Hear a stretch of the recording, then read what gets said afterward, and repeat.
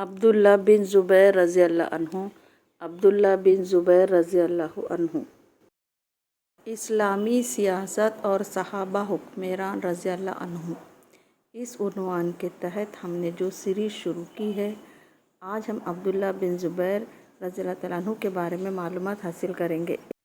پہلی اسلامی مملکت کے قائد محمد صلی اللہ علیہ وسلم تھے اور حکومت کا آئین اللہ کا کلام قرآن پاک تھا۔ آپ صلی اللہ علیہ وسلم کے بعد امت کی دنیاوی اور دینی زندگی کی ذمہ داری امت کے خلیفہ کے کاندھوں پر آ گئی جو آپ کے اصحابہ میں سے تھے۔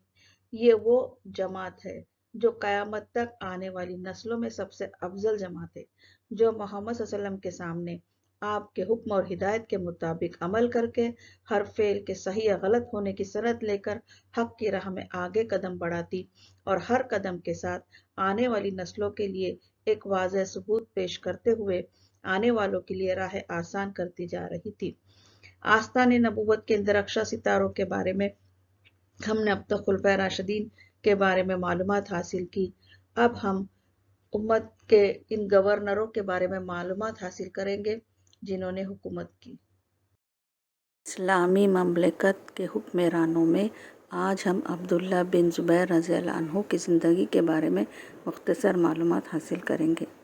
عبداللہ بن زبیر رضی اللہ تعالیٰ عنہ کی ابتدائی زندگی، اس عنوان کے تحت آپ کی پیدائش، شخصیت اور بیعت کے متعلق مختصر معلومات۔ ہجرت کے بعد مہاجر کے گھروں میں اب تک کسی نرینہ اولاد کی پیدائش نہیں ہوئی تھی، جس سے یہ بات لوگوں میں گردش کرنے لگی کہ یہودیوں نے جادو کیا ہے۔ مگر جب آسمہ رضی اللہ تعالیٰ عنہا کے گھر لڑکا پیدا ہوا تو مدینے کے مہاجر و انصار میں خوشی کی لہر دوڑ گئی۔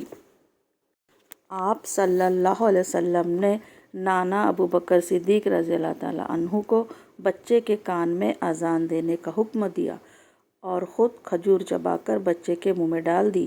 پیدا ہوتے ہی بچے کے منہ میں جو اول چیز گئی وہ لعاب رسول صلی اللہ علیہ وسلم تھا۔ آسمہ رضی اللہ تعالیٰ عنہ فرماتی ہے کہ پھر محمد صلی اللہ علیہ وسلم نے بچے کے سر پر اپنا ہاتھ پھیرا اور اس کے لیے رحمت کی دعا کی اور اس کا نام عبداللہ رکھا۔ جب اس کی عمر 7-8 سال کی ہوئی تو اس کے والد زبیر بن عوام رضی اللہ عنہ بیعت کے لیے اسے لے کر رسول اللہ صلی اللہ علیہ وسلم کی خدمت میں حاضر ہوئے۔ آپ صلی اللہ علیہ وسلم نے اسے اپنی طرف آتے ہوئے دیکھ کر مسکرائے، پھر اس سے بیعت لی۔ بحوالہ بخاری شریف۔ عبداللہ بن زبیر رضی اللہ عنہ بچپن سے ہی بہت عبادت گزار تھے۔ آپ نماز میں اس قدر خشوع و خضوع سے ہوتے کہ آس پاس سے بے نیاز ہو جاتے۔ آپ روشن دماغ، حوصلہ مند اور بہادر تھے۔ آپ کی آواز میں بہت رعب اور گرج تھا۔ آپ بہت بڑے پائے کے خطیب تھے۔ آپ کی شخصیت لوگوں کو متاثر کرتی تھی۔ عبداللہ رضی اللہ تعالیٰ عنہ کے والد زبیر بن عوام رضی اللہ عنہ حواری رسول تھے اور عشر مبشرہ میں شامل تھے۔ 21 سال کی عمر میں آپ نے اپنے والد کے ساتھ جنگ یرموک میں حصہ لیا۔ آپ صلی اللہ علیہ وسلم کی وفات کے بعد تمام مہاجر اور انصار صحابہ رضی اللہ عنہم نے ابو بکر صدیق رضی اللہ عنہ کو خلیفۃ المسلمین نامزد کیا، جو محمد صلی اللہ علیہ وسلم کے بعد امت میں سب سے زیادہ قابل انسان تھے۔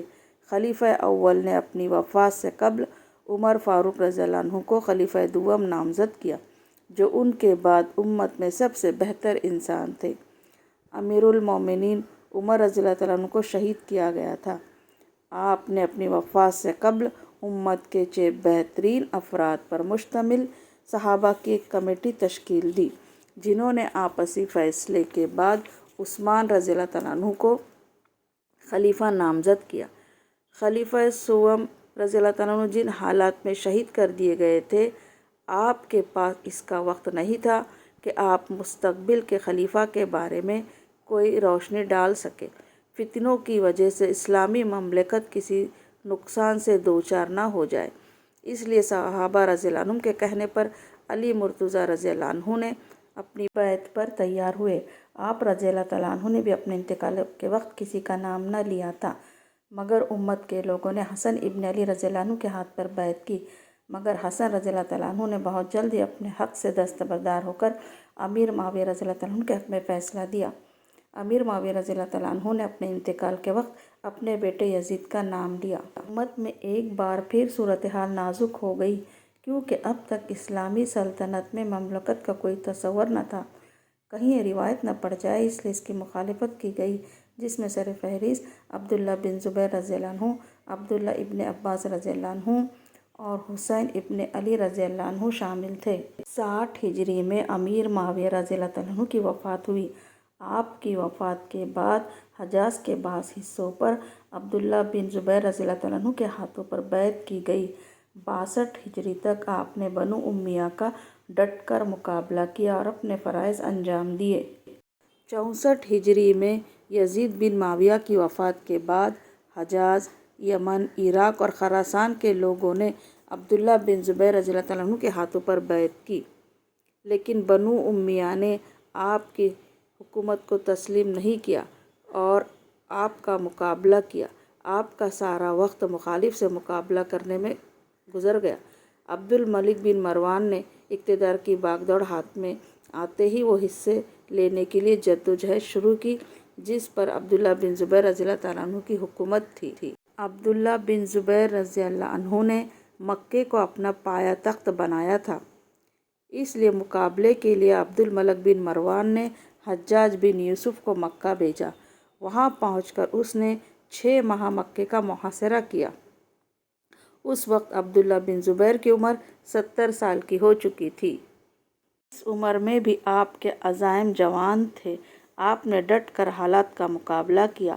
آپ رضی اللہ تعالیٰ عنہ کو شہید کر کے آپ کی لاش کو سولی پر لٹکایا گیا۔ عبداللہ بن زبیر رضی اللہ عنہ کی فضیلت: آپ بہت ہی عبادت گزار تھے۔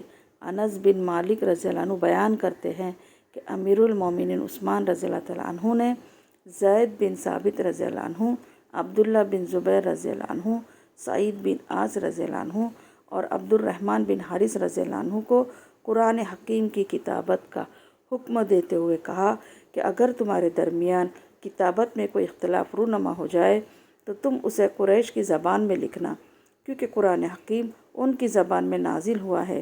بحوالہ بخاری، باب فضائل قرآن۔ پیدا ہونے کے بعد آپ کے منہ میں جو اول چیز گئی وہ لعاب رسول صلی اللہ علیہ وسلم تھا۔ عبداللہ بن زبیر رضی اللہ تعالیٰ عنہ کی زندگی پر ایک نظر۔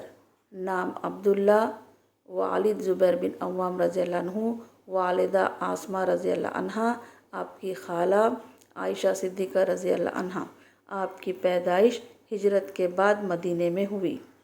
8 سال کی عمر میں آپ کے والد آپ کو لے کر محمد صلی اللہ علیہ وسلم کے پاس بیعت کے لیے لے گئے۔ آپ بچپن سے ہی عبادت گزار تھے۔ 21 سال کی عمر میں آپ نے اپنے والد کے ساتھ جنگ یرمک میں حصہ لیا۔ آپ بڑے پائے کے خطیب تھے۔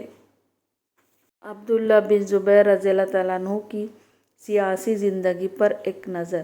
اسلامی سلطنت میں مملکت کی روایت نہ پڑ جائے، اس لیے آپ نے سب سے پہلے یزید بن معاویہ کے ہاتھ پر بیعت کرنے سے انکار کر دیا۔ 60 ہجری میں امیر معاویہ کی وفات کے بعد حجاز کے چند حصوں پر آپ کے ہاتھ پر بیعت کی گئی۔ 64 ہجری میں یزید بن معاویہ کی وفات کے بعد حجاز، یمن، عراق اور خراسان کے لوگوں نے آپ کے ہاتھ پہ بیعت کی۔ آپ نے 7 سال تک حکومت کی اور ڈٹ کر مخالفین کا مقابلہ کیا۔ عبد الملک بن مروان کے ہاتھوں میں باغ دوڑ آئی تو اس نے مکے پر حملے کے لیے حجاج بن یوسف کو بھیجا۔ مکے کا محاصرہ ہوا اور عبداللہ بن زبیر کی شہادت ہوئی۔ 70 سال کی عمر میں آپ شہید کر کے آپ کی لاش کو سولی پر لٹکایا گیا۔ اللہ تعالیٰ عبداللہ بن زبیر رضی اللہ تعالیٰ عنہ پر رحمتوں اور برکتوں کی بارش برسائے کہ آپ نے اسلامی سلطنت میں مملکت کی روایت نہ پڑ جائے، اس لیے آخری سانس تک کوشش کی، مخالفین کا ڈٹ کر مقابلہ کیا۔